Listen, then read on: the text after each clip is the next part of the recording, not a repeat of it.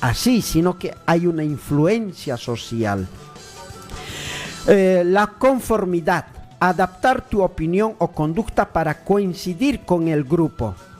Obediencia a la autoridad, seguir órdenes de una figura de autoridad, incluso si van en contra de tus principios. Persuasión, cómo los mensajes de publicidad, discurso, pueden cambiar nuestras actitudes. La psicología social se centra en una serie de fenómenos específicos. Aquí tenemos algunos de los más importantes. Actitudes y persuasión, cómo se forman, se mantienen y se cambian nuestras opiniones y creencias. Cognición social, cómo percibimos, interpretamos y recordamos la información sobre nosotros mismos y sobre los demás. Incluye los estereotipos, prejuicios y la atribución, cómo explicamos la causa del comportamiento de los otros. Influencia social, la conformidad, la obediencia y las normas sociales. Relaciones interpersonales, atracción, amor, altruismo, agresión y conflicto. Dinámica de grupo, cómo funcionan los grupos, la toma de decisiones en grupo, el liderazgo y fenómenos como la polarización grupal. Los grupos toman decisiones más extremas que los individuos, o la holgazanería social, esforzarse menos cuando se trabaja en grupo. El yo, en un contexto social como nuestra identidad y autoestima, están moldeadas por las interacciones sociales. Por ejemplo, ejemplos prácticos que vivimos en nuestra vida diaria, ¿no? Podemos reírnos de un chiste que no nos parece gracioso, solo porque los demás se están riendo. Porque hay chistes, por ejemplo, racistas. Es gracioso, pero si nosotros compartimos ese chiste discriminatorio, racista, estamos avalando ese pensamiento. Entonces yo siempre digo que nosotros no podemos ser eco de algo negativo. Nosotros tenemos que tener la posibilidad de decidir qué está bien, qué está mal. O por ejemplo tenemos un anuncio publicitario, convencernos de comprar un producto que no necesitamos. Eso se llama persuasión. Hay una frase que dice, no, el pobre es pobre porque compra cosas que no necesita, o compra cosas para aparentar o dar crédito al pensamiento dominante. Se compran ropa de marca para creer que pertenece a la alta sociedad. En muchos casos es así. Porque a veces culpamos a la personalidad de alguien por su error. Es un despistado, le decimos. Y no las circunstancias fundamentales de la atribución. Porque muchas veces estamos distraídos y respondemos mal. Pero otros son, o como muchos somos, yo mismo habré pecado de eso, de juzgar fácil. Pero no entendemos qué es lo que está pasando en su mente o su situación familiar o contexto, en todo sentido. Y las personas no están siempre como uno quiere que esté. Por eso hay una frase que dice, ponte en el zapato del otro para entender lo que está el otro. Yo creo que ahí, con respecto a lo que dices, uno tiene que entender.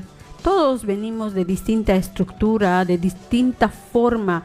Nosotros cuando somos niños absorbemos lo que está a nuestro alrededor. Entonces, por esa razón somos diferentes. Pero como tú lo decías, esa diferencia en algún momento nos hace buscar algo con que identificarnos. Por eso buscamos pertenecer a un grupo, porque el ser humano no puede estar solo. Somos seres sociales. Exacto, somos seres sociales. Hemos ya en el vientre mismo dependemos de la madre, o sea, tenemos ese vínculo y necesitamos vincularnos. Por eso es que no podemos estar solos. Pero esta situación que va llevando y va transformando en este tipo de sociedad. Pero hace rato también decías cómo es que una persona que tal vez apenas tiene para comer, pero se compra algo que quiere demostrar a los demás. Pasa que también lo que te rodea te influye en la vida que desarrollas. Porque yo me acuerdo, era algo gracioso, ¿no? Estos últimos aparecieron los pantalones rasgaditos. Pero antes la gente que no tenía plata o en el campo, en lo más alejado, se vestía con esa ropa. Y para ellos no era una moda, pero acá llegó a ser una moda para la gente que necesita, no sé, innovar, hacer cosas que tal vez no está en su pensamiento. Entonces vamos por ahí, conectándonos, dejando que también haya un marketing que nos llene la cabeza de que hay cosas que tal vez ni siquiera los necesitas, pero tienes la necesidad de comprar. La psicología social es una disciplina fascinante que nos revela que gran parte de lo que somos y hacemos está profundamente conectado con nuestro mundo social. Nos muestra que no somos antes aislados, sino que nuestra identidad y conducta son una gran medida el resultado de nuestra interacción con los demás. Y para eso te quiero hacer escuchar algo con relación a lo que estamos hablando. No hace falta, voy a poner acá. A ver, vamos a probar. Con el audio, dale. Sí. Si mencionamos a un niño salvaje, a menudo se nos viene a la mente alguien como Mowgli, del Libro de la Selva, o Tarzán. Un niño criado entre animales y alejado de la civilización. Sin embargo, uno de los casos más impactantes de los denominados como niños salvajes no tuvo lugar en un entorno remoto y alejado de las grandes ciudades, sino que fue dentro de las paredes de su propia casa. Esta es la historia de Ginny, una niña cuya vida marcó un antes y un después en la investigación sobre cómo más de una década de abusos afecta en el lenguaje. La historia de esta niña es desgarradora. Desde que Ginny era tan solo un bebé, fue confinada en una habitación sin luz, sin contacto humano y atada a una silla. Su vida transcurrió en condiciones inhumanas e incluso se les prohibió a su madre y a su hermano que hablaran con ella. Durante todo este tiempo careció de cualquier estímulo que pudiera contribuir a su desarrollo en el lenguaje. Existe un concepto en la psicología conocido como el experimento prohibido, y esto es puesto que por cuestiones éticas sería imposible llevarlo a cabo. La ciencia y la psicología siempre se han planteado la cuestión de cuánto de nuestra personalidad y desarrollo es determinado por factores genéticos y cuánto por factores sociales. Por lo que este experimento teórico consistiría en aislar bebés que aún no han tenido interacción social y observar cómo crecen y se desarrollan sin ningún tipo de estímulo social durante su crecimiento, para después comprobar si de adultos pueden adaptarse a vivir en una sociedad en la que no habrían vivido hasta ahora, puesto que estarían completamente aislados durante su niñez. Evidentemente este experimento es solo teórico, porque sería éticamente inaceptable e imposible de llevar a cabo en la realidad. Implica privar a bebés de todo tipo de contacto humano y solo proporcionarle los cuidados básicos necesarios para su supervivencia, sin ninguna forma de interacción social hasta que fueran adultos. Pues como el caso de Ginny, se acerca de una manera perturbadora a este concepto del experimento prohibido, ya que ella estuvo desde que era un bebé encerrada en una habitación sin luz, sin contacto con nadie y atada a una silla. Para comprender este caso es fundamental describir y evaluar el entorno familiar en el que creció Ginny. Y es que el padre de la niña era un hombre abusivo que mostró intentos de quitarle la vida a su esposa en varias ocasiones. Desde el comienzo de su matrimonio, el padre demostró no tener interés alguno por tener hijos. Cuando nació su primer hijo, el hombre no pudo soportarlo y lo mantuvo encerrado en el garaje para no escuchar sus llantos. Tristemente, este bebé falleció a los 2 meses y medio de vida por una neumonía. Pero al año siguiente el matrimonio tuvo a su segundo hijo, quien murió tan solo 2 días más tarde de nacer, presuntamente debido a complicaciones respiratorias. Es en abril de 1957 cuando nació la protagonista de esta trágica historia. Ginny sería la 4ª hija de este matrimonio, y al nacer presentaba también problemas sanguíneos y requirió de una transfusión de sangre tan solo un día más tarde después de su nacimiento. A los 3 meses se le diagnosticó con una dislocación de cadera, la cual requería de una prótesis para mantener sus piernas estables. Sin embargo, su padre se negó a brindarle la fisioterapia necesaria e incluso impidió que su madre se ocupara de la niña. A los 11 meses, Ginny pesaba tan solo 7 kilos y a los 14 meses fue diagnosticada con una neumonía después de sufrir una fuerte fiebre. Por todos estos problemas médicos que había presentado la niña desde el día de su nacimiento, su padre pensaba que debería protegerla del mundo exterior, por lo que antes de que cumpliera los 2 años decidió encerrarla en una pequeña habitación de la casa, atándola a una silla durante el día y encerrándola en una cuna con barrotes metálicos durante toda la noche. Desde su habitación, Ginny no podía ver la calle ni ningún elemento del interior de la habitación. Y esto era puesto que estaba completamente a oscuras. Sus ataduras y su propio cuerpo se convirtieron en sus principales fuentes de estímulo visual y táctil. Y viviría en estas condiciones hasta los 13 años. El padre prohibía a todos los miembros de la familia acceder a esa habitación, controlando que no se hiciera ruido o que no se entablaran conversaciones para que Ginny no pudiera escucharlo. Además, Ginny intentaba llamar la atención haciendo ruidos, pero el padre respondía golpeando fuertemente la pared de la habitación para que la niña se callara. E incluso asustaba a su hija imitando a un perro salvaje, ladrando, mostrando de los dientes y arañándola, para luego pasar directamente a golpearla. Inicialmente la madre intentaba pasar tiempo con Ginny todos los días, pero poco a poco la mujer fue perdiendo la vista, lo que dificultó que pudiera brindarle cuidados a su hija. Así que fue el hermano de Ginny quien se convirtió en su principal cuidador. Pero el padre le prohibió hablar con ella y mostrarle ningún tipo de afecto, e incluso le obligaba a asustar a su hermana, actuando también como un perro salvaje.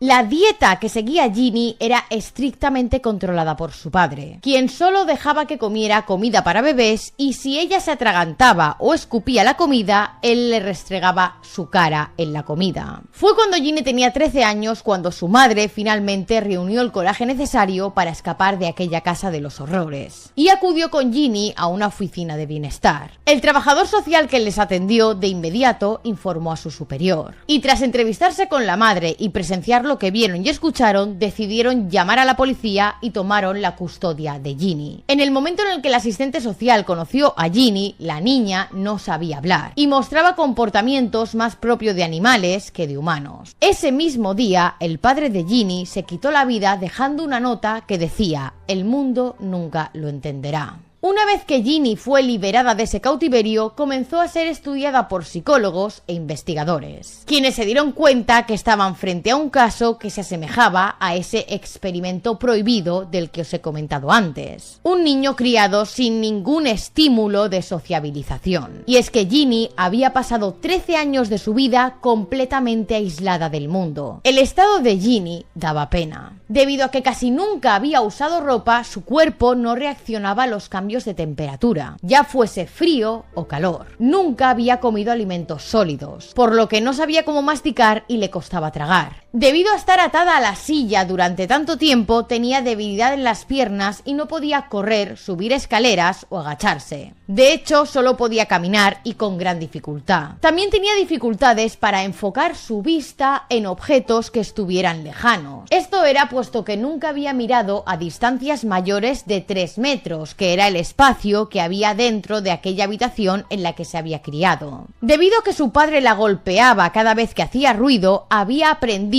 a suprimir cualquier vocalización, y cuando se enfadaba o lloraba lo hacía en completo silencio. Además, Ginny también sufría de desnutrición, pesando solo 27 kilos y midiendo 1,40 m. No controlaba su esfínter, tenía el pelo descuidado y dañado, y salivaba en exceso y escupía sobre cualquier objeto a su alcance. Ginny carecía por completo de sociabilización, mostrando comportamientos primitivos y casi inhumanos. cotidiano. Dado que no sabía hablar, Ginny utilizaba su cuerpo y objetos para hacer ruido y expresarse. Arañaba el suelo con una silla, rascaba globos con los dedos, volcaba los muebles, lanzaba y golpeaba objetos y arrastraba los pies. Es en este momento cuando el Instituto Nacional de Salud Mental aprobó una financiación para investigar este caso. Y a esta investigación se unieron varios psicólogos, psiquiatras y lingüistas. Y todos se quedaron impactados cuando conocieron a Ginny. La primera duda que se planteaban es si esta niña podría tener algún tipo de discapacidad. Pero como no tenía ningún tipo de habilidad social debido a su vida en cautiverio, era algo difícil de saber. James Kent, uno de los psicólogos de este equipo, describió a la niña como la más profundamente dañada que había visto en su vida.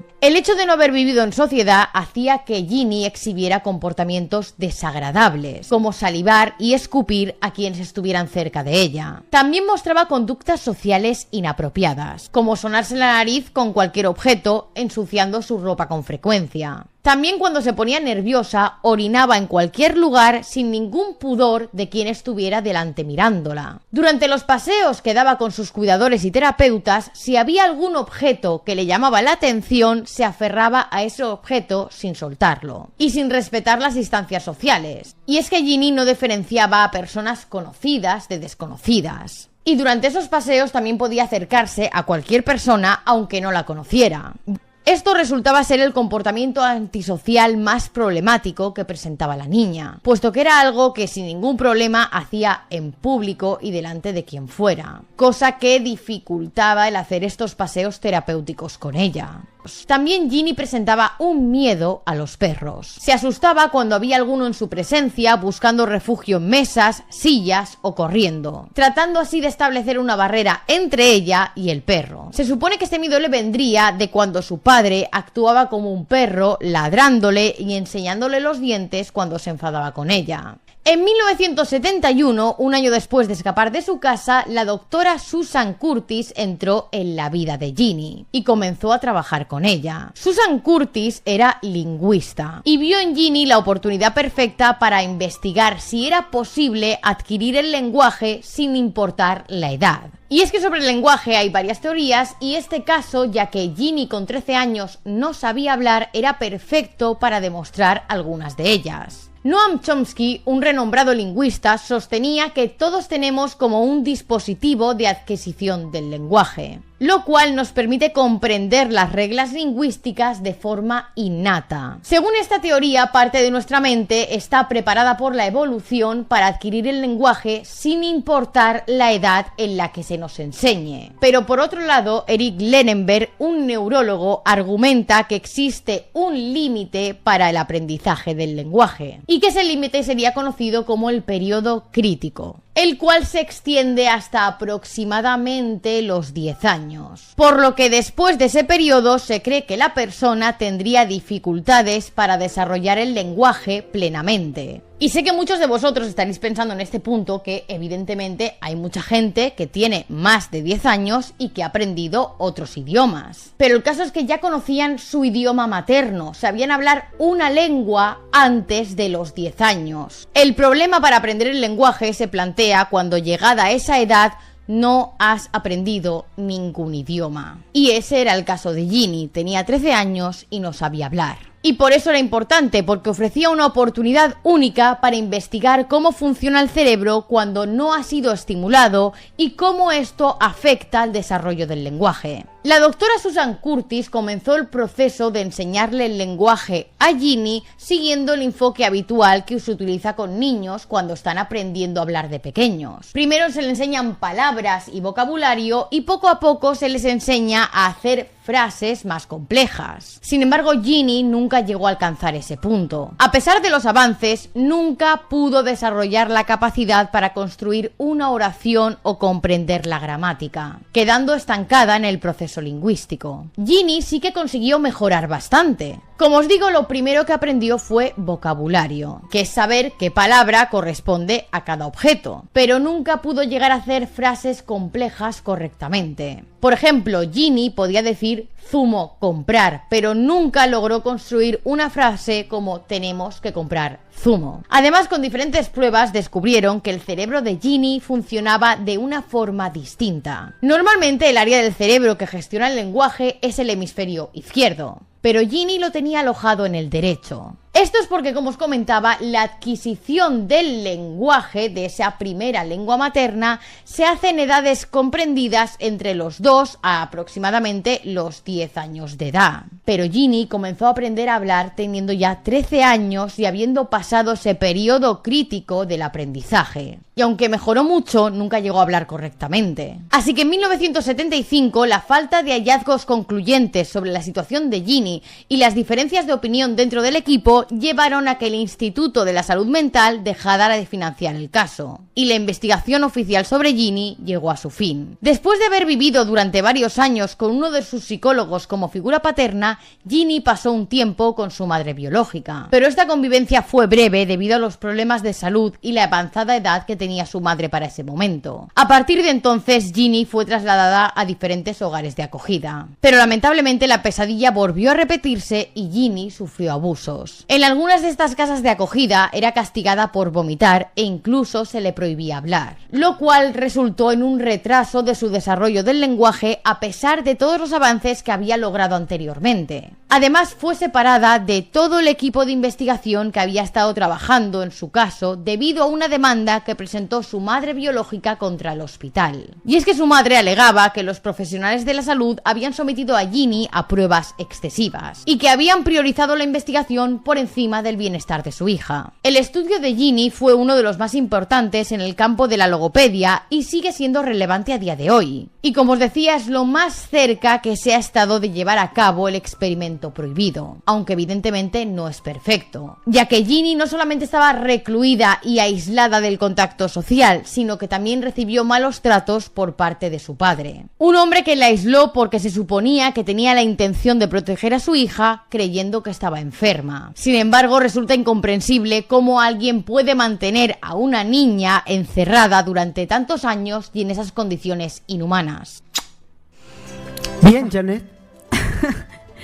Realmente escuchar estas cosas que a veces uno no cree que puede existir te deja como choqueada, pero también te hace analizar de cómo, por ejemplo, uno no tiene ese instinto cuando es madre de cuando tienes al hijo desde que nace, tratar de estimularlo para que vaya, por ejemplo, en mi caso, me acuerdo bien con mi primera hija, mi hija lloraba bastante. Yo creía que mi hija incluso era ciega porque lloraba y te juro era desesperante, pero tú con las visitas a los médicos y las distintas indicaciones hacías que tu hijo tenga un estímulo. Y cuán importante es ese estímulo para que tu hijo se pueda ir desarrollando como corresponde. Pero en este caso fue un padre donde que tomó la decisión de aislar a su hija, de que no tenga contacto con nadie, ni siquiera la madre, porque ese es el vínculo. El primer vínculo que un bebé tiene es con la madre, porque es ese ser que le da su alimento, que le transmite energía, calor humano, y en este caso se lo impidieron, o sea, directamente durante estuvo 13 años.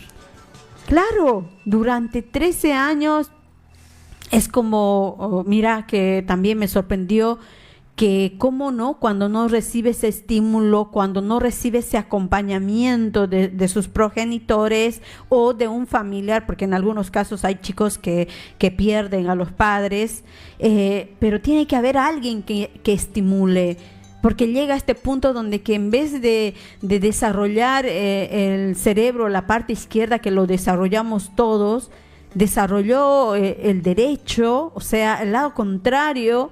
Y con todo lo que le hacía el padre, se relaciona con un animal un animal que es salvaje, que no puede ni hablar, ni decidir si está bien o está mal. Por eso empieza diciendo el ejemplo de Tarzán, donde la vida de Tarzán, por ejemplo, es estaban viajando en un barco y el barco naufraga y sobreviven en una isla, en una selva. Mowgli dijo. No, Tarzán te habló. Y Tarzán, como quedó bebé y fue adoptado por un chimpancé, no, por un gorila. Sí, sí, sí.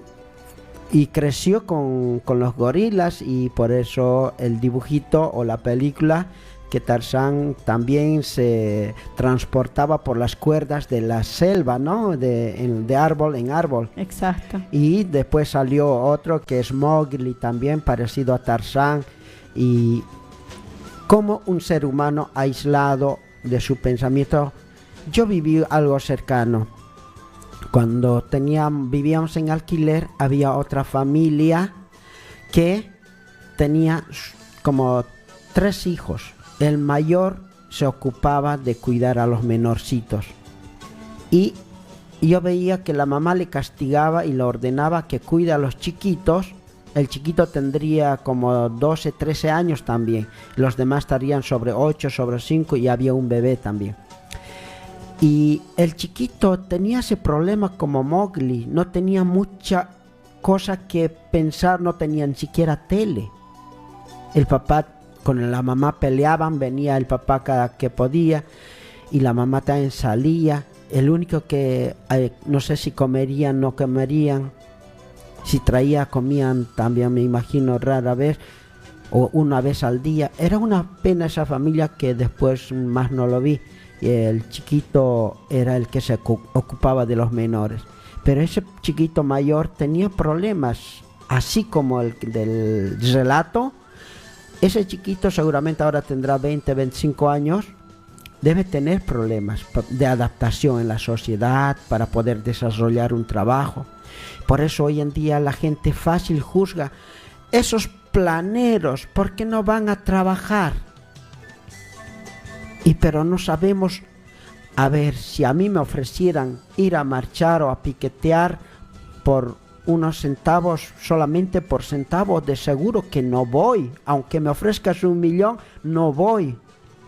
Yo me movilizo por causas importantes, que son como en defensa de los derechos, en defensa de la patria, en cosas importantes, pero para poder pedir a los piqueteros, se los veía en la calle reclamando que les aumente o que les dé más planes para mayor cantidad de gente. Y este tipo de gente son los que no han podido, muchos de ellos, desarrollarse. Obviamente hay vivos también que viven de eso, pero no se le puede estigmatizar, meter en la misma bolsa a todos. Es verdad que unos 10 manejan a unos 1000 personas, pero esas 1000 personas son este tipo de personas que no han podido adaptarse en la sociedad, no han podido conseguir un trabajo serio donde pueda recibir su jubilación, su aguinaldo, y recurren a esto por unos centavos. Pero la gente es fácil de juzgar y no comprende estas cosas.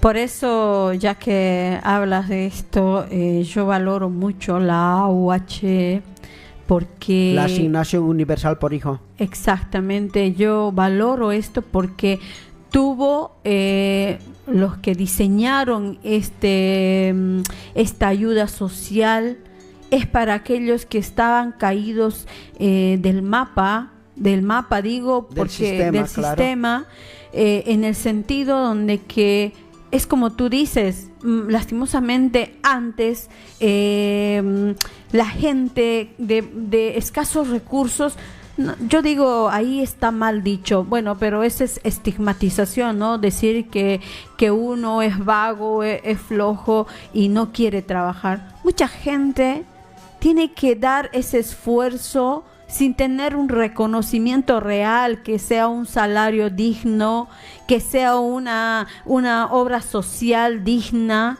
Lastimosamente, hasta las empleadas, hasta hace poco, de cuántos años antes de ahora, nunca tuvieron el derecho, han trabajado, han dado el esfuerzo, han dado todo de ellas, han trabajado años de su vida, incluso hasta ser mayores y nunca tener ni siquiera una jubilación que es digno. Que eso es lo que este gobierno está llevando, ¿no? Porque los derechos se transfieran a los privilegios de los patrones. Que el patrón te pueda contratar 3 meses, medio año sin poder registrarte. Pagar ningún registro. Y después te renueva, te despide y te vuelve. ¿Quieres continuar? Te renuevo. Y así nunca te va a pagar los aportes jubilatorios, los derechos sociales. Entonces, cuando vos llegas a la ancianidad, a la jubilación, y te dicen que vos eres vago, que vos... Y esa plata no te pagan como corresponde, sino te dan para sobrevivir. Y para sobrevivir, eso también es un plan. Es un método, es claro, un método. para que vos solamente tengas hijos. Cuando vos te mueras, tus hijos reemplacen al patrón también. Yo creo que tenemos que invitar a la sociedad que se ponga a analizar, porque realmente no podemos normalizar de que nosotros tenemos que trabajar. A la mayoría de la gente, sí, hay que trabajar, hay que matarse trabajando, hay que hacer todo. Pero ahora eres joven. De aquí a 10, 20 años se va tu juventud.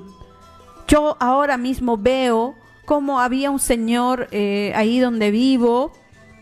Cuando estaba joven, bien, trabajando, se daba el lujito de tomarse, servirse, Janet, todo bien. Estamos en el espacio de la publicidad. No, falta un minutito. Aprovechando, quiero terminar esto. Pero lo que me da pena de ese señor es verlo ahora. Es mayor, es ya sin fuerza. Y me pongo a pensar, este señor antes trabajaba, era joven. Y ahora habrá alguien que le cuide, que es ahora un jubilado, que se maneja con menos fuerza, que ya no puede trabajar. Pensemos, analicemos, tenemos que ser críticos. No podemos aceptar que tenemos que trabajar y después tu futuro, ¿dónde está? Porque ahora ni siquiera para un aporte social es alto para la gente que no tiene un trabajo a diario. Bueno. A ver, durante el gobierno de Evo Morales se había erradicado el analfabetismo en Bolivia. Sí. Porque un 14% de la población era analfabeto, ¿te das cuenta? 14% de la población, de los 11 millones, el 14% son como 2 millones, 1,5 millones de personas. Claro, sí, había mucho analfabetismo. Y nuestros abuelos eran analfabetos. Sí, sí, sí. Y pese a que a nuestros abuelos, y habían padres que eran analfabetos, no podían leer y escribir. Exacto. Pero Evo Morales ha erradicado el analfabetismo, pero ahora me encanta porque se está empezando a erradicar el analfabetismo político. ¿Sabes por qué? ¿Por qué? A ver, escucha esto. Porque... ¿Has robado? ¿Cuánta plata se ha llevado? ¿Qué propuesta tiene para el adulto mayor, Clara? Tiene, Clara, 2.000 bolivianos. Masistas de mierda 2.000. están buscando la ¿Cuál impunidad de masista? esos delincuentes que han desfalcado el país.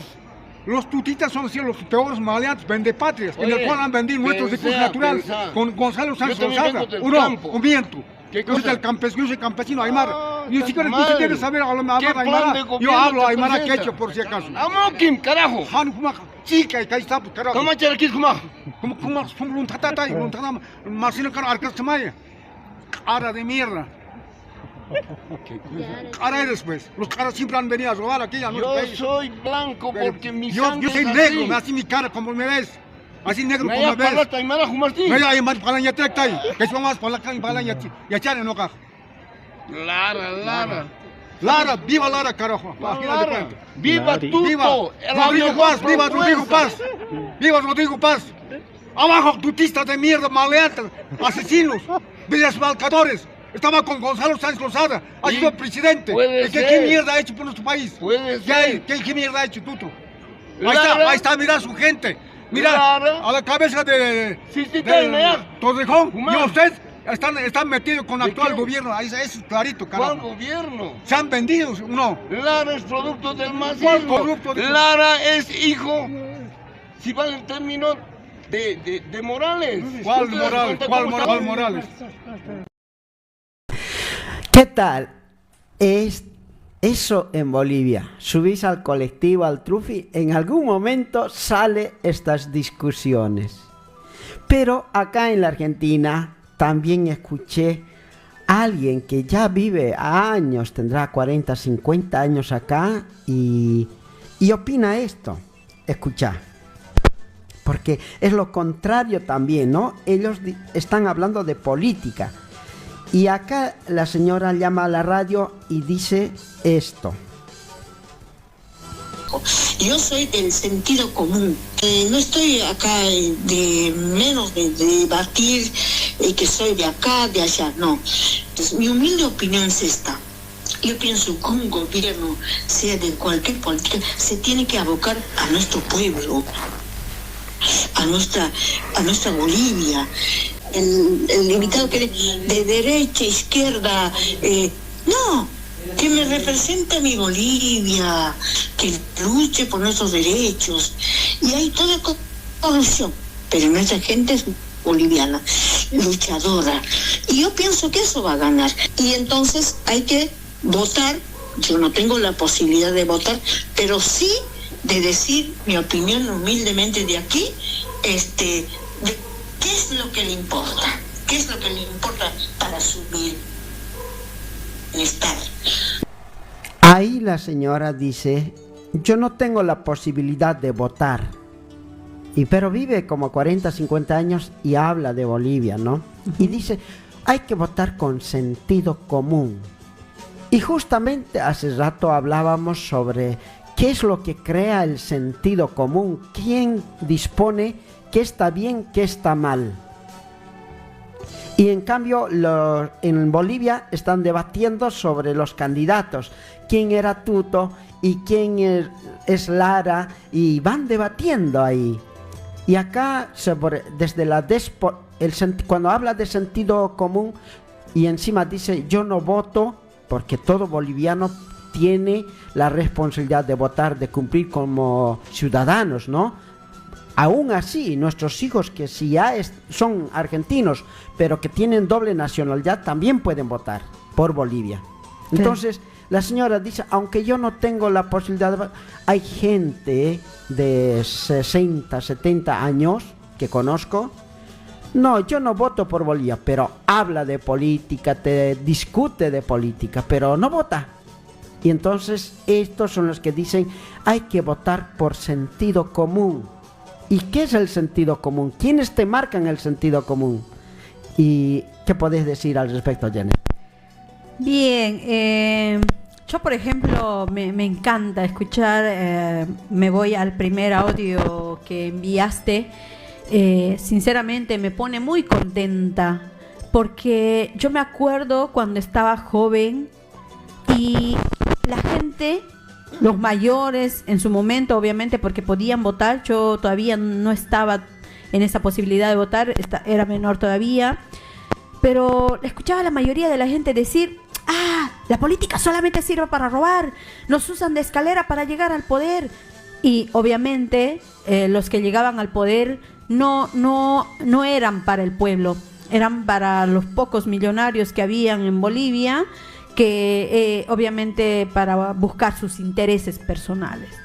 Pero ahora me encanta escuchar, más allá que sea una señora de pollera, que sea uno del campo, que sea del lugar que sea, que hable de política, que sea consciente de cuál fue la Bolivia profunda, cuál fue la Bolivia que ha estado postergada a lo largo de este tiempo, hasta donde que los que somos conscientes de nuestra realidad, porque yo vengo de un padre minero, de una madre que su padre vivía en el campo, donde sabíamos las necesidades de nuestros pueblos, y tener esta conciencia de discutir política, porque la estás discutiendo si quieres que tu amada patria Bolivia le pertenezca a los bolivianos, ¿O vamos a regalárselo como se lo han regalado hace tanto tiempo los gobernantes que eran neoliberales, capitalistas, llámense como se quieran llamar, donde que han regalado nuestros recursos naturales?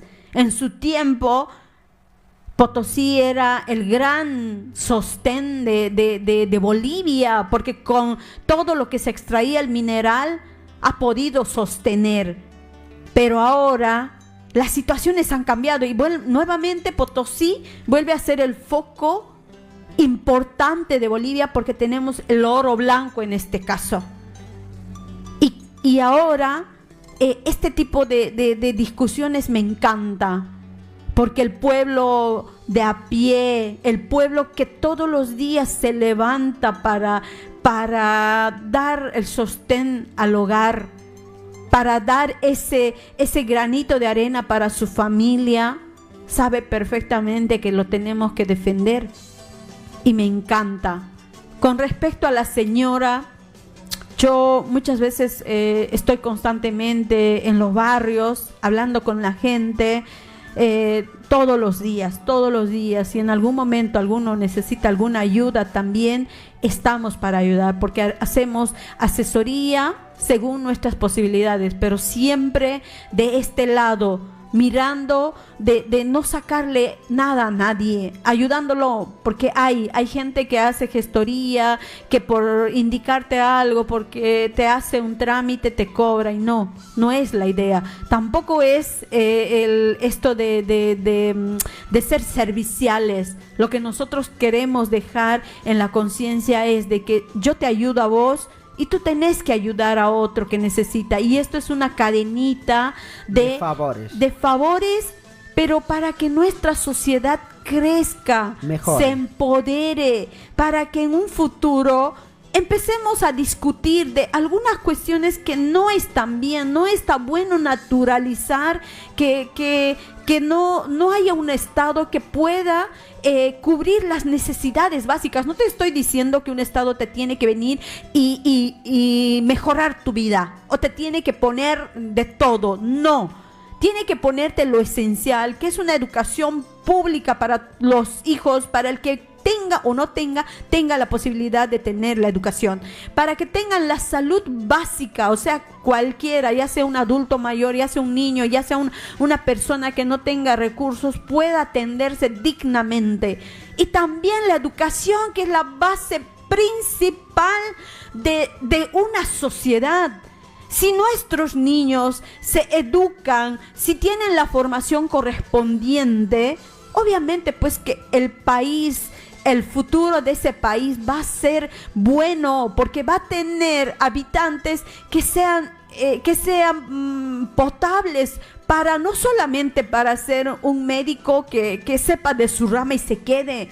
Necesitamos investigadores, necesitamos gente que empiece a pensar de cómo podemos salir de ese sector donde que nos han orillado a ser una Bolivia pobre, dominada y manejada por fuerzas externas. Dejemos de pensar de esa manera. Tenemos que incentivar para que el Estado esté presente en todo sentido, y ese es el derecho que tenemos que defenderlo. Un mensaje que te va a gustar. A la juventud, que se ponga a pensar qué es la política. Porque si la política se corrompe por naturaleza, entonces la gente decente y honesta pues no se va a meter en política. Pero entonces, ¿quiénes se meten en política? Los corruptos. Y después lo sufren los que dijeron: no me meto en la política porque es corrupta. O es decir, es un falso argumento. Habría que decir, está corrupta. Bueno, el que tiene pretensión de honestidad tendría que participar para limpiarla. Pero si no lo hacemos, hay consecuencias. Y lo más grave es que los partidos políticos y los políticos no se sientan un poco a pensar qué es la política. ¿Qué significa la política?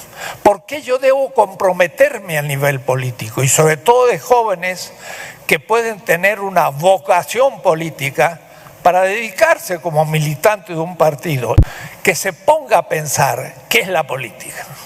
Si nosotros o los jóvenes odian, abandonan la política, entran los corruptos al que nosotros criticamos, al que nosotros los observamos. Y entonces por eso este programa tiene la obligación de buscar líderes natos, que aquellos ciudadanos jóvenes que tengan la vocación de servir, de cambiar la sociedad. La única forma de poder cambiar es con la política. La política es una herramienta, así como un bisturí para un médico, así como una pala y una picota para un albañil.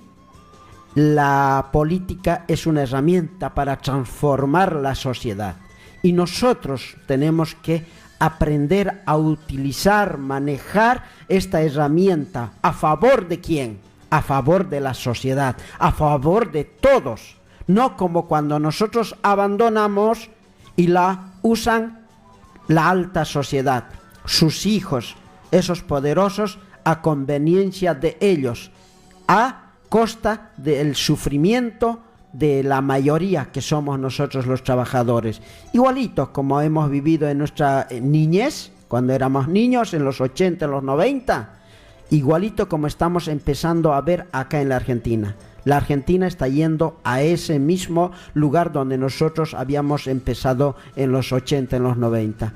Y esas son decisiones políticas, pero esos políticos no están por Dios, puestos por Dios, por un extraterrestre, son puestos por nosotros, por el pueblo, por tu ausencia, por tu voto nulo o por un apoyo sin, como dice, por sentido común. No es sentido común. La política es una ciencia donde no falla. La ciencia es exacta. Ahí, Juan, solamente para cerrar esto, yo creo que es importante que empecemos a ver el panorama. Ahora es momento que el pueblo se apropie, que tome esta herramienta y que realmente, si estamos enojados con los viejos políticos o los que nos han robado siempre, es el momento de cambiar.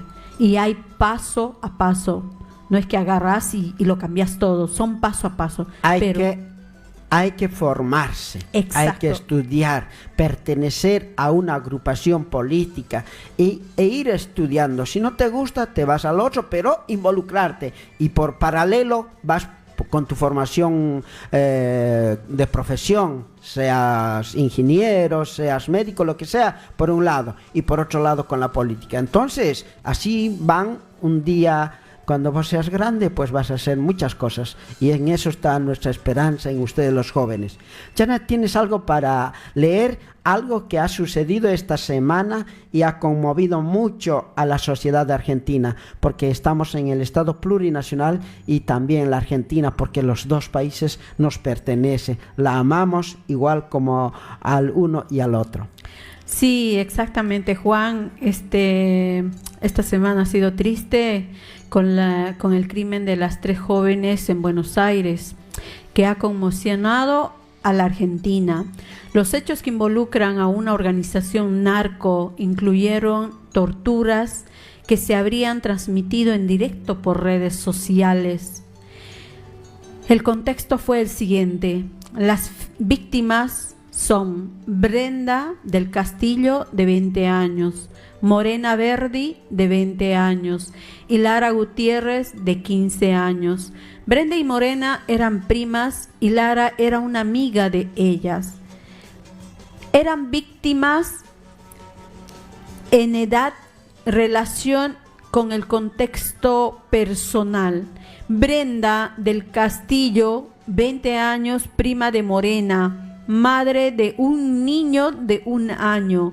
Vivía con su madre, hijo y hermanos. Trabajaba vendiendo ropa en un kiosco. Morena, de 20 años, prima de Brenda, vivía con su madre y sus 2 hermanos pequeños. Lara Gutiérrez, de 15 años, amiga de las primas, había vivía con su abuela y asistía a una iglesia evangélica. Los hechos de cómo se desarrolló. Primero, la desaparición la noche del viernes 19 de septiembre de este año. Las jóvenes subieron por su propia voluntad a una camioneta blanca Chevrolet Tracker con patente falsa en La Matanza. Creyeron que iban a una fiesta para que les habían sido invitadas. Tras rastrear sus teléfonos, la policía allanó una casa en Florencio Varela el martes 24 de septiembre, encontrando a 2 personas limpiando manchas de sangre con cloro. En la madrugada del miércoles 25 se hallaron los cuerpos de las 3 jóvenes enterrados en el jardín en la vivienda. La investigación del presunto autor intelectual. Las autoridades señalan a un narcotraficante conocido como el pequeño J o J o Julio, 23 años, nacionalidad peruana, quien se encuentra prófugo. Las hipótesis y el móvil se investiga si las jóvenes presenciaron o supieron de algo relacionado con la banda narco. El crimen fue un acto de disciplinamiento para enviar un mensaje dentro de la organización. El líder del grupo había dicho durante la transmisión: esto es lo que le pasa al que me roba droga. Transmisión en redes. La tortura y el asesinato se transmitieron en vivo para un grupo cerrado de aproximadamente 45 personas.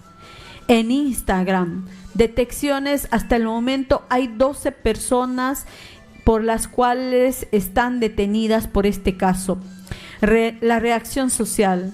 El caso provocó una profunda conmoción y manifestaciones en toda la Argentina, convocadas por los colectivos Ni Una Menos, que reclaman justicia y señalan la violencia del narcotráfico y la falla de políticas estatales. Con respecto a este caso, también hoy están convocando a una movilización en Congreso que va a marchar hasta Plaza de Mayo, hoy sábado a las 14 horas. A ver, todos esta semana han hablado, unos criticando, otros culpando al uno. ¿Por qué no salen o por qué salieron? Todos contrarios, opinando de esto. Pero yo me quedo, por eso nosotros este programa tiene que ser un pensamiento crítico, racional, diferente, no repetir lo que los demás quieren inducirnos al uno al otro. Eso es la libertad de pensamiento. Sí. Por ejemplo, decía, una de ellas es madre de hijos y vivía con su mamá.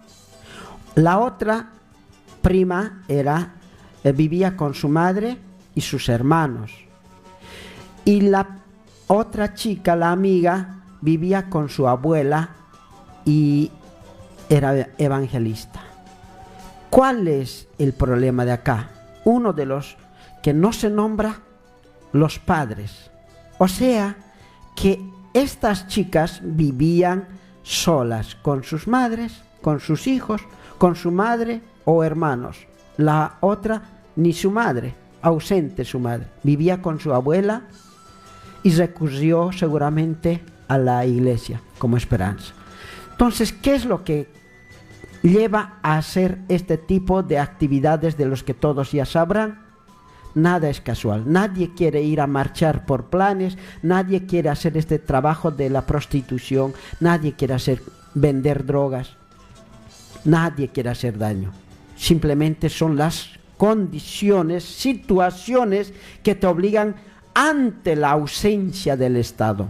Lo único que te puede ayudar a tu ciudadanía es el Estado. Para eso hemos convivido como sociedad, como país, porque todo lo que está dentro de un país, las montañas, el océano, el terreno, los animales, los vegetales, ¿a quién pertenece? A nadie, y a la vez pertenece a todos los habitantes. de ese suelo de la nación. Y si se venden los metales de las montañas se explota lo que hay en el océano o en la tierra, esa plata se tiene que repartir entre todos los habitantes. No se puede quedar nadie con eso.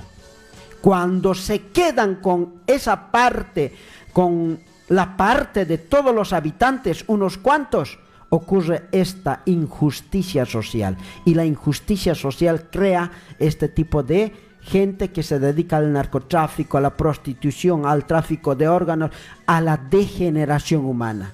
El Estado es el único que tiene que educar, curar, dar trabajo y estabilizar. Y hay países como queremos, Suecia, Noruega, y hay otros países como queremos vivir. No es que es imposible, no es una utopía, eso es una realidad y se puede solamente a través de la educación, y a través de la educación y la formación política, porque esos gobiernos tienen que ser elegidos como nosotros queremos el pueblo. Yo solamente, todas estas cosas se van dando y hay muchos casos que no se visibilizan porque lastimosamente el contexto social, como lo dijo Juan, es según. Si hay un gobierno que no pone las condiciones para que haya seguridad, para que haya trabajo y para que la gente pueda desarrollarse, suceden estas cosas y vaya a saber qué cosas más nos enteramos. Vámonos a internacionales.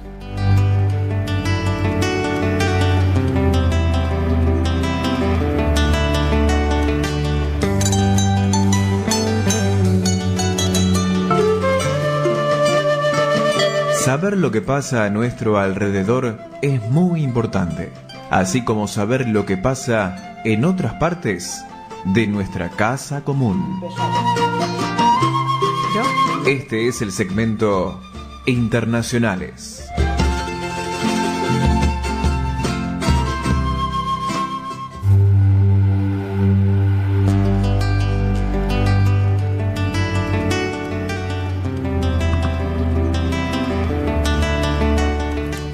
Bien, bueno, pues nos vamos a ir de paseo a la Organización de las Naciones Unidas, ONU, es la principal organización intergubernamental mundial fundada en 1945, después de la Segunda Guerra Mundial, con el objetivo principal de mantener la paz y la seguridad internacionales.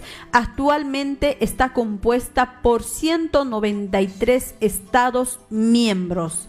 Sus 6 órganos principales son: órgano principal, función, Asamblea General, órgano deliberante principal, donde todos los estados miembros están representados y tienen igualdad de voto. El segundo, el Consejo de Seguridad, responsable principal de mantener la paz y la seguridad internacional, tiene 15 miembros, incluidos 5 permanentes con derecho a veto: China, Francia, Rusia, Reino Unido y Estados Unidos. El tercero, la Secretaría lleva a cabo la labor de dar a la organización que esté dirigida por el secretario general, el máximo funcionario administrativo. El 4, Consejo Económico y Social. Esto se denomina ECOSOC. Promueve la cooperación y el desarrollo económico y social internacional. 5. La Corte Interamericana de Justicia, CIJ, órgano judicial principal de la ONU con sede en La Haya, encargado de resolver disputas legales entre estados. 6. Consejo de Administración Fiduciaria fue establecido para supervisar la administración de territorios en fideicomiso. Sus funciones están suspendidas desde 1994. La ONU cuenta con 193 estados miembros, lo que convierte en una organización casi universal de su labor en el mantenimiento de la paz. Sus funciones se han expandido para agruparse en 5 áreas claves: mantener la paz y la seguridad internacional, promover el desarrollo sostenible, proteger los derechos humanos y defender el derecho internacional, prestar ayuda humanitaria a poblaciones en situación de crisis.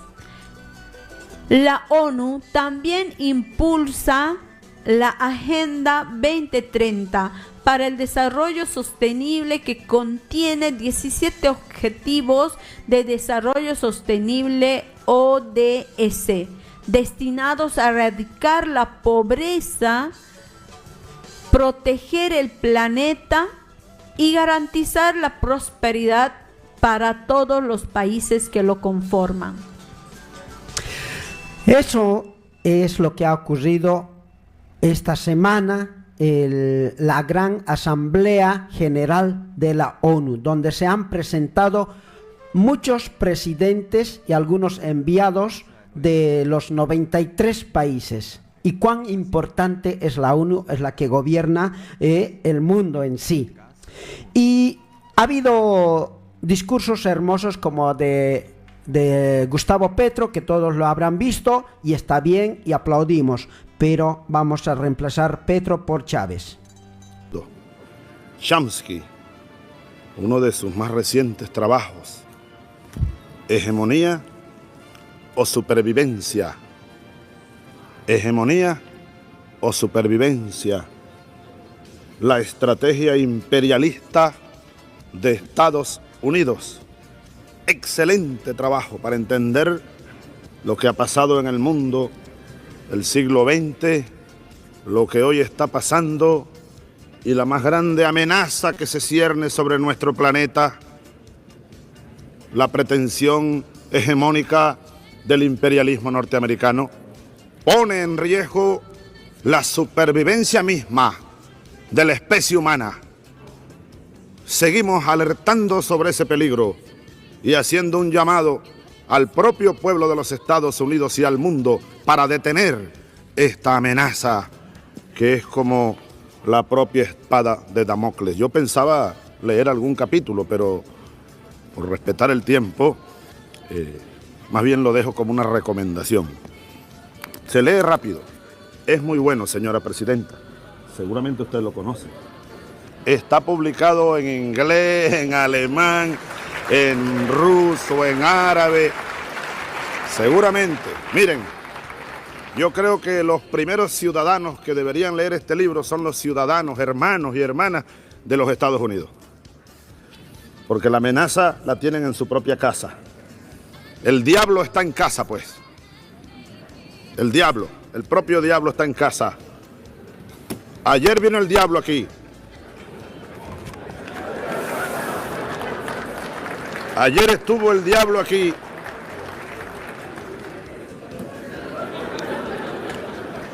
En este mismo lugar huele a azufre todavía esta mesa donde me ha tocado hablar.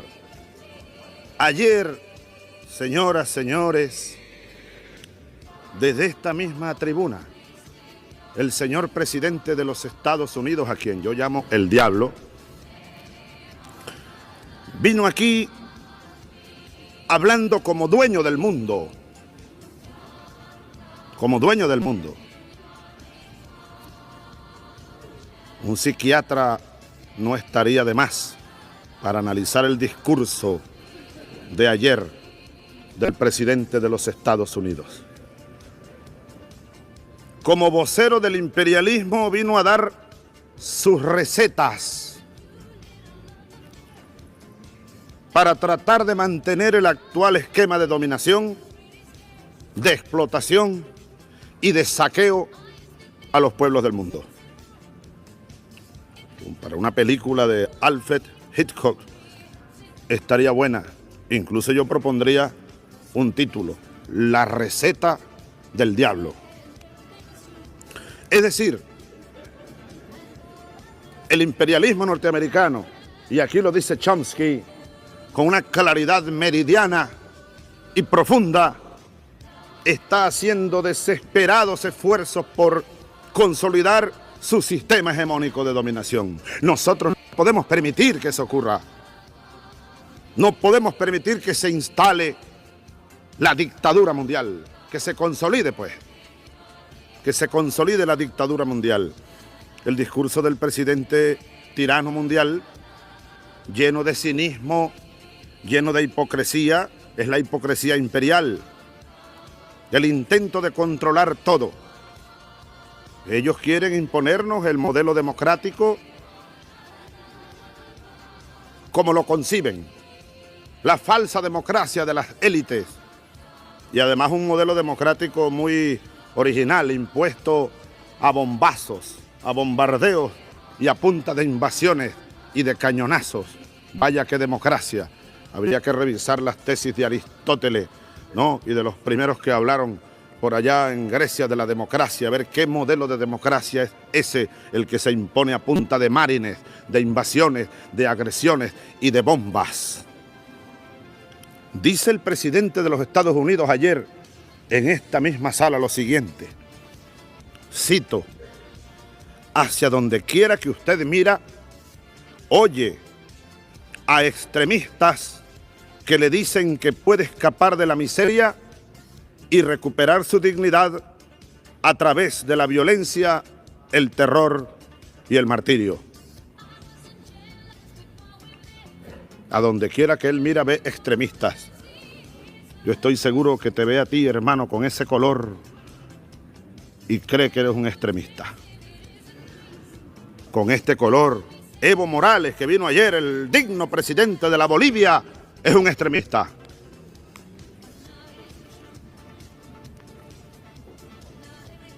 Por todos lados ven extremistas los imperialistas. No es que somos extremistas. Lo que pasa es que el mundo está despertando y por todos lados insurgimos los pueblos. Yo tengo la impresión, señor dictador imperialista, que usted va a vivir el resto de sus días con una pesadilla, porque por donde quiera que vea vamos a surgir nosotros, los que insurgimos contra el imperialismo norteamericano, los que clamamos por la libertad plena del mundo, por la igualdad de los pueblos, por el respeto a la soberanía de las naciones. Sí, nos llaman extremistas. Insurgimos contra el imperio, insurgimos contra el modelo de dominación. Luego, el señor presidente vino a hablarle, así lo dijo: hoy quiero hablarles directamente a las poblaciones del Oriente Medio. Mi país desea la paz. Esto es cierto. Si nosotros nos vamos por las calles del Bronx, si nosotros nos vamos por las calles de Nueva York, de Washington, de San Diego, de California, de cualquier ciudad, de San Antonio, de San Francisco, y le preguntamos a la gente en las calles, a los ciudadanos estadounidenses, este país quiere la paz. La diferencia está en que el gobierno de este país, de Estados Unidos, no quiere la paz. Quiere imponernos su modelo de explotación y de saqueo y su hegemonía a punta de guerras. Esa es la pequeña diferencia. Quiere la paz. ¿Y qué está pasando en Irak? ¿Y qué ha pasado en el Líbano y en Palestina? ¿Y qué ha pasado en 100 años, pues? En América Latina y en el mundo. Y ahora las amenazas contra Venezuela, nuevas amenazas contra Venezuela, nuevas amenazas contra Irán. Le habló al pueblo del Líbano. Muchos de ustedes, dijo, han visto cómo sus hogares y sus comunidades quedaron atrapadas en el fuego cruzado. Vaya qué cinismo, vaya qué capacidad para mentir descaradamente ante el mundo. Las bombas en Beirut y lanzadas con precisión milimétrica son fuego cruzado. Creo que el presidente está pensando en las películas del oeste, cuando se disparaba desde la cintura y alguien quedaba atravesado en el fuego cruzado. Fuego imperialista, fuego fascista, fuego asesino y fuego genocida el del imperio y el de Israel, contra el pueblo inocente de Palestina y el pueblo del Líbano. Esa es la verdad. Bueno, es tan actual el discurso de Chávez, pero Chávez ya no está con nosotros, ha sembrado muchos Chávez, somos muchos de nosotros. Así que tenemos otro tema también, lo que está ocurriendo allá en Rusia, en la guerra de Ucrania, de la OTAN contra Rusia. Decía lo más importante que es lo que está ocurriendo allá en Ucrania, en la guerra. Ahora no se rinden los ucranianos, pero no es Ucrania, sino es la OTAN, y la OTAN está compuesto por varios países que están financiando, hasta Estados Unidos está enviando misiles, y como no pueden con Rusia, ahora van por otro lado a otro país. Ahora, mañana pasado van a votar en Moldavia los ciudadanos para elegir el parlamento. Ese parlamento, si está a favor del gobierno, que el gobierno ya está cediendo territorio, igual que Milei, está cediendo territorio para que la OTAN lleve sus armas y entonces atacar de dos flancos, desde Moldavia, desde Ucrania a Rusia. Y bueno, ¿qué decidirán ese país de Moldavia, no? Es una pena lo que está ocurriendo, y por suerte también en la ONU le siguen reconociendo a Palestina como un país legítimo, y solo Estados Unidos tiene el poder de veto y lo está vetando la decisión de los 90 países. Sí, realmente triste con las decisiones buscando destruir a un gobierno que ha dado la posibilidad de que Rusia sea una potencia, pueda darle... Mira, no, me voy como de tema, porque anteayer había estado viendo un documental, ¿no? Y veía a una persona, decía, ¿por qué con respecto a lo que pasó con China, con su desfile que tuvo magnánimo, y decía, ¿por qué nosotros los chinos nos sentimos orgullosos? Para ustedes tal vez era un desfile más, pero para nosotros nos trae la memoria de que hace tiempo China era un país que estaba por debajo de cualquiera, porque lo habían destruido. Anteriormente a eso China era potencia, pero con todo esto que hace obviamente Estados Unidos, llegó a que sea pobre, que esté al extremo en esa pobreza. China no solamente fue víctima de Estados Unidos, de Inglaterra, de Japón y otros países, sí. Ya, exacto. Y entonces decía, para nosotros es un orgullo, porque ahora nuestro país puede proteger a sus habitantes, y eso es lo que está haciendo Rusia, defender a sus habitantes de la intromisión que ha destruido países. Terminamos con eso, Juan. Hasta el próximo sábado, Janet. Hasta el próximo sábado, los esperamos y estamos ahí para escucharlos también a ustedes. Escríbanos. Para la comunidad boliviana.